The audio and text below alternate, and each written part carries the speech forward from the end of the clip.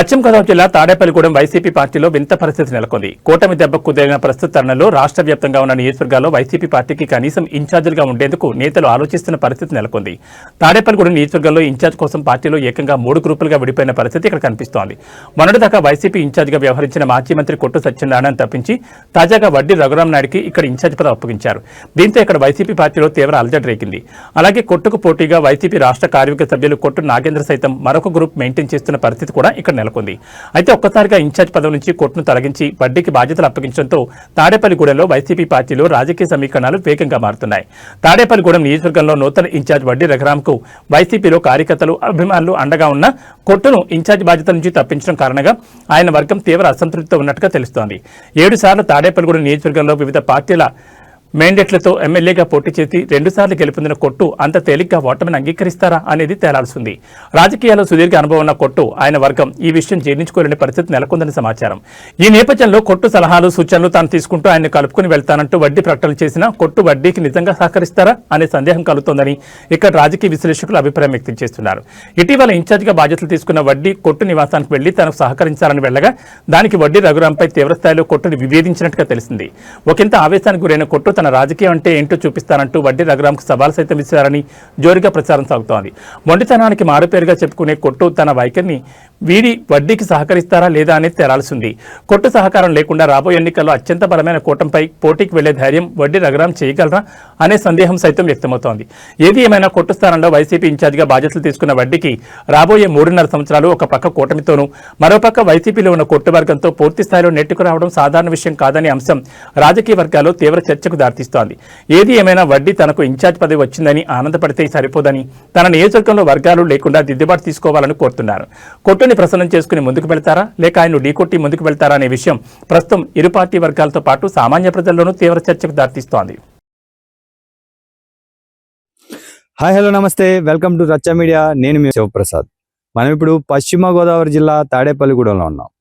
తాడేపల్లిగూడెం వైసీపీలో విచిత్ర పరిస్థితి అయితే నెలకొందని చెప్పాలి.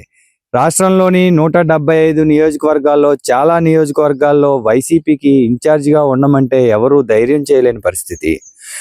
సార్వత్రిక ఎన్నికల్లో కేవలం 11 స్థానాలకు పరిమితమయ్యి అటర్ ఫ్లాప్ అయిన వైసీపీ పార్టీని మరో 3.5 ఏళ్ళు, ఇప్పటికే 1.5 పైన గడిచింది, ఇంకా 3 సంవత్సరాలకు పైగా మోయాలంటే చాలా కష్టమైన తరుణంలో ఇన్ఛార్జీలు పక్కకు జరుగుతున్న పరిస్థితి. అయితే పశ్చిమ గోదావరి జిల్లా తాడేపల్లిగూడెంలో మాత్రం ఈ ఇన్ఛార్జి పదవికి చాలా పోటీనే నెలకొని ఉంది. అయితే గత ప్రభుత్వంలో ఏదైతే దేవాదాయ ధర్మాదాయ శాఖ మంత్రిగా ఉప ముఖ్యమంత్రిగా పనిచేసిన కొట్టు సత్యనారాయణను పిఏసి సభ్యులుగా పంపిస్తూ ఇక్కడ ఇన్ఛార్జిని మార్చిన పరిస్థితి అయితే మనం చూసాం.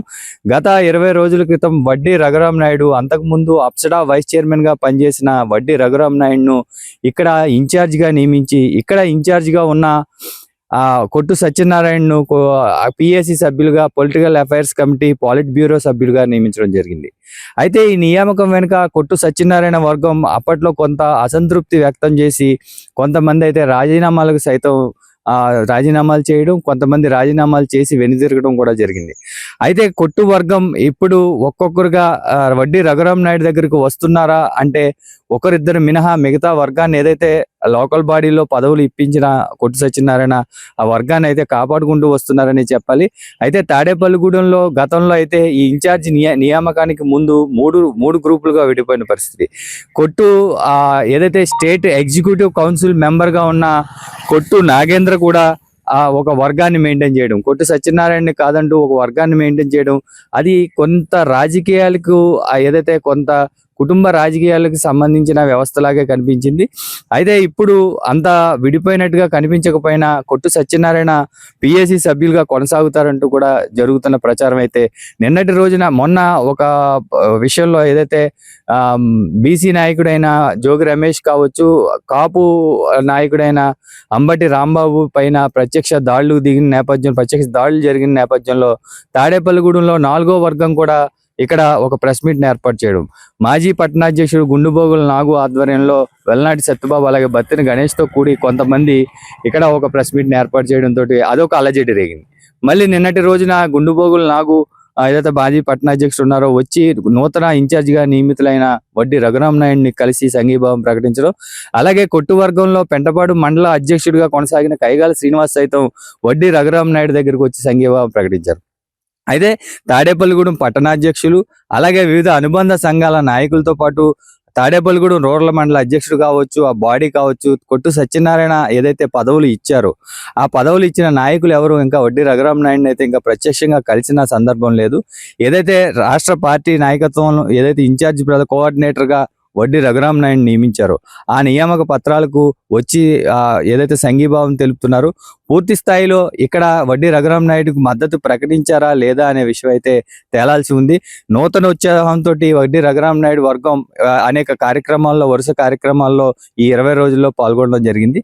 అయితే నిన్న కాక మొన్న జరిగిన ఏదైతే కొయ్యే మోషన్ రాజు కుమారుడి వివాహంలో జగన్మోహన్ రెడ్డి స్వయంగా కొట్టు సత్యనారాయణను పిలిచి పక్కన పెట్టుకుని కొట్టన్న రా అంటూ పిలిచిన ఒక వీడియోను కొట్టు వర్గం వైరల్ చేస్తుంది. అయితే కొట్టు సత్యనారాయణను ఇక్కడ ఏదైతే నరసాపురం ఎప్పుడు ఎంపీ అభ్యర్థిగా ఎవరు సరైన అభ్యర్థులు లేకపోవడంతో వైఎస్ఆర్సీపీ కొట్టు సత్యనారాయణను ఎంపీ అభ్యర్థిగా పంపిస్తారని, కొట్టు సత్యనారాయణని ఎదిరించిన పక్షంలో వడ్డీ రఘురామ్ నాయుడికి సీటు దైతం దక్కదంటూ కూడా వాళ్ళు విమర్శలు చేస్తున్న నేపథ్యంలో ఆ వీడియోను వీళ్ళు వైరల్ చేస్తున్నారు.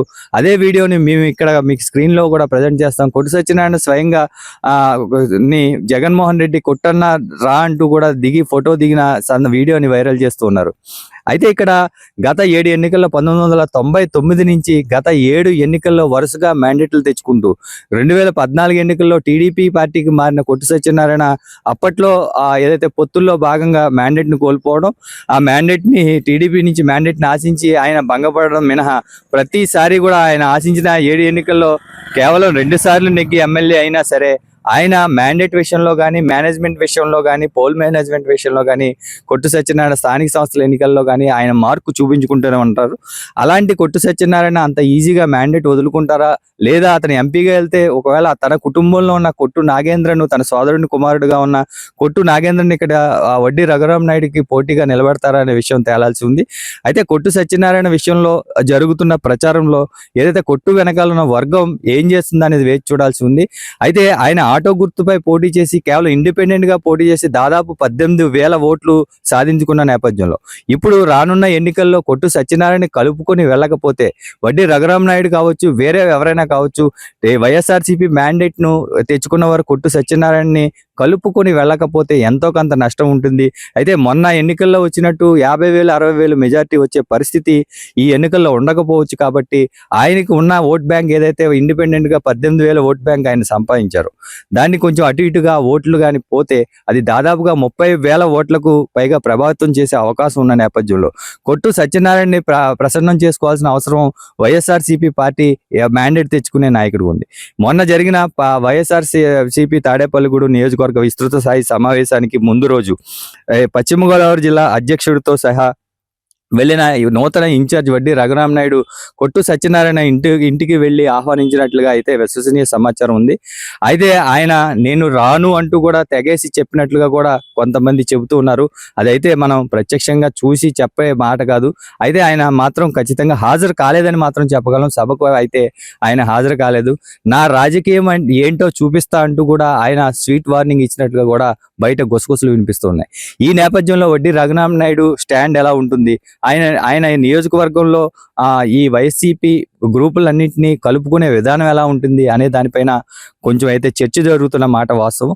ఈ నేపథ్యంలో వడ్డీ రఘురామ్ నాయుడు తీసుకునే స్టెప్స్ ఎలా ఉంటాయి, తాను ఇన్ఛార్జ్ ఇచ్చారు కాబట్టి మోనోబలిగా వెళ్తే మాత్రం ఇక్కడ తాడేపల్లిగూడెంలో గెలిచే పరిస్థితి చాలా కష్టతరమైన నేపథ్యంలో కొట్టు సత్యనారాయణను ఎలా అయితే ఒప్పించి అయితే అధినాయకుడితో చెప్పించి ఒప్పిస్తారా, లేదంటే అందరూ కలిసి వెళ్ళి ఒకసారి ఆయన నాయకత్వంలోనే పనిచేస్తామంటూ కూడా ఆయన సూచనలు సలహాలు తీసుకుంటామంటూ కూడా వడ్డీ రఘురామ్ నాయుడు ప్రకటిస్తున్న నేపథ్యంలో ఒక మెట్టు వెనక్కి తగ్గి కొట్టు సత్యనారాయణ ప్రసన్నం చేసుకొని పార్టీని ముందుకు నడిపిస్తారా, లేదా ఆయనకి వ్యతిరేకంగా వెళ్తూ ఆ వర్గాన్ని బలోపేతం చేసుకుంటూ వెళ్తారా అనే దానిపైన మీమాంస కొనసాగుతున్న నేపథ్యంలో అయితే వైసీపీ కార్యకర్తల్లో అయితే కొంచెం నూతనోత్సాహం వచ్చినా కొట్టు వర్గంలో కొంచెం నిరాశ ఉన్నా, ఏదైతే పాలిట్ బ్యూరో సభ్యుడిగా, ఏదైతే పిఏసి సభ్యుడిగా, పాలిట్ బ్యూరో మెంబర్గా, పొలిటికల్ అఫైర్స్ కమిటీ పాలిట్ బ్యూరో మెంబర్గా ఉన్న కొట్టు సత్యనారాయణ రేపు పొద్దున్న మ్యాండేట్ల విషయంలో ఖచ్చితంగా పాలిట్ బ్యూరో నుంచి పిఏసి నుంచి పాలిట్ బ్యూరో సభ్యులు నిర్ణయాలు ఖచ్చితంగా ఓటింగ్ రూపంలో కేంద్ర పార్టీ అయితే తీసుకుంటుంది. రాష్ట్ర పార్టీ కావచ్చు, కేంద్ర పార్టీ తీసుకునే అవకాశం ఉన్న నేపథ్యంలో ఒకవేళ తాడేపల్లిగూడెం సీటుకు వచ్చేసరికి తనకు కావాల్సిన వారికి ఇప్పించుకునే అంత ప్రయత్నం అయితే కొట్టు సత్యనారాయణ చేయరు అనేది మనం చెప్పలేము. ఎందుకంటే ఆయన పోల్ మేనేజ్మెంట్ కావచ్చు, టికెట్ మేనేజ్మెంట్ కావచ్చు, కాంగ్రెస్ పార్టీలో విపరీతంగా ఆయన మీద వ్యతిరేకత ఉన్న నేపథ్యంలో కూడా లాస్ట్ మినిట్ ఆయన చాలాసార్లు మ్యాండేట్ తెచ్చుకున్న పరిస్థితి. 99, 2004, 2009లో ఆయన మ్యాండేట్లు తెచ్చుకోవడం, 2009లో నగ్గడం కూడా జరిగింది. అనంతరం జరిగిన పరిణామాల్లో 2014లో టీడీపీకి వెళ్ళి ఆ టీడీపీ పొత్తుల్లో భాగంగా ఇక్కడ పైడికొండల మాణిక్యాలరావుకు మ్యాండేట్ ఇచ్చిన నేపథ్యంలో ఆటో గుర్తుపై పోటీ చేసి దాదాపుగా 18,000 మెజార్టీ తెచ్చుకోవడం జరిగింది. అనంతరం పోటీ చేసిన ఎన్నికల్లో మరొకసారి నగ్గి 6వసారి పోటీ చేసిన నేపథ్యంలో మరొకసారి 20,000, దాదాపు 20,000 ఓట్ల మెజార్టీతో నెగ్గి ఉప ముఖ్యమంత్రి, దేవాదాయ శాఖ మంత్రిగా జరగనుంది. అలాగే కొట్టు సత్యనారాయణకి సంబంధించిన సోదరుడు మురళి కావచ్చు, మిగతా వారు కావచ్చు, వాళ్ళ మేనేజ్మెంట్ కూడా ఇక్కడ చాలా ఏదైతే తమ సోదరుడికి టికెట్లు ఇప్పించడంలో కావచ్చు, మంత్రి పదవులు రావడంలో కావచ్చు, కనీసం మంత్రి పదవే కొట్టు సత్యనారాయణకి రాదు అన్న నేపథ్యంలో హఠాత్తుగా ఆ రోజు నిర్ణయం తీసుకొని మంత్రి పదవితో పాటు ఉప ముఖ్యమంత్రి పదవిని కూడా సాధించడంలో సోదరుడు మురళి పాత్ర ఎంతైనా ఉందనేది అక్కడ బహిరంగ రహస్యమే. ఇలాంటి నేపథ్యంలో మురళి ఎలాంటి స్టెప్పులు ఆయన సోదరులు ఎలాంటి స్టెప్ తీసుకుంటారు, జగన్మోహన్ రెడ్డిని ప్రసన్నం చేసుకుని ఆయన్ని మళ్ళీ మ్యాండేట్ తెచ్చుకుంటారా, లేదా వాళ్ళ వారికే మ్యాండేట్ ఇస్తారా, లేదంటే రఘురామ్ నాయుడుకు కలిసి పనిచేస్తారా, లేదా కొట్టు ఎంపీగా వెళ్తారా అనేది వేచి చూడాల్సి ఉంది. అయితే ఇల్లు అలకగానే పండగ కాదు అన్న నేపథ్యంలో ఇక్కడ ఇన్ఛార్జ్ రాగానే పండగ కాదు, లోకల్ బాడీ ఎలక్షన్లు దగ్గరలో ఉన్న నేపథ్యంలో తాడేపల్లిగూడెం మున్సిపాలిటీలో అసలు 35 వార్డులకి వైఎస్ఆర్సీపీకి కనీసం పోటీ చేసే బలమైన నాయకులు దొరుకుతారా లేదన్న నేపథ్యంలో ఇప్పటికే చాలా మంది వైసీపీ నాయకులు పార్టీని వదిలి జారిపోతున్న నేపథ్యంలో పల్లెటూరులలో కావచ్చు, 2 రూరల్ మండలం కావచ్చు, పెంటపాడు మండలంలో వైసీపీ ఇన్ఛార్జీలు సైతం, వైసీపీ పట్టణ గ్రామ నాయకులు సైతం, గ్రామ అధ్యక్షులు సైతం, సర్పంచులు సైతం జారిపోతున్న నేపథ్యంలో వైసీపీ జడ్పీటీసీ కూడా జనసేనలో జాయిన్ అయిన నేపథ్యంలో అక్కడ పల్లెటూరులో ఈయన ఎలా నెగ్గుతారు? ఒకవేళ ఆర్థిక పరమైన ఇప్పుడు పల్లెటూరులో ఎలక్షన్ చేయడం అంటే మాటలైన విషయం కాదు. క్యాండిడేట్లు దొరకని నేపథ్యంలో ఆర్థిక స్తోమత లేని క్యాండిడేట్లు, సత్తా ఉన్న నాయకులు దొరికితే వాళ్ళకి ఖర్చు పెట్టాల్సిన అవసరం కూడా ఉంటుంది. ఈ 3.5 ఏళ్లలో కోట్ల రూపాయలు ఖర్చు పెడితే తప్ప ఒక ఇన్ఛార్జికి ఇక్కడ గుర్తింపు వచ్చే అవకాశం లేదు. ఈ ఆర్థిక పరమైన లావాదేవీల్లో వడ్డీ ఎంతవరకు తట్టుకుంటారు, ఎంతవరకు ఖర్చు పెడతారు, ఎంతవరకు పార్టీని నిలబెడతారు అనేది కూడా తెలియాల్సి ఉంది. ఇది తెలుసుకోవాలంటే దాదాపుగా మే నెల వరకు వేచి చూడాల్సి ఉంది. ఈ మే నెల లోపు జరిగే స్థానిక ఎన్నికల్లో, ఏప్రిల్ మే నెలలో స్థానిక ఎన్నికలు జరగవచ్చు, మున్సిపల్ ఎన్నికలు మేలో జరగవచ్చు. ఇంచుమించుగా జూన్ 1st వారానికల్లా వైసీపీ భవితవ్యం ఏంటనేది నియోజకవర్గంలో తేలిపోయే అవకాశం ఉన్న నేపథ్యంలో ఏం జరుగుతుందో మనం వేచి చూద్దాం. చూస్తూనే ఉండండి మీ అభిమాన ఛానల్ రచ్చ మీడియా.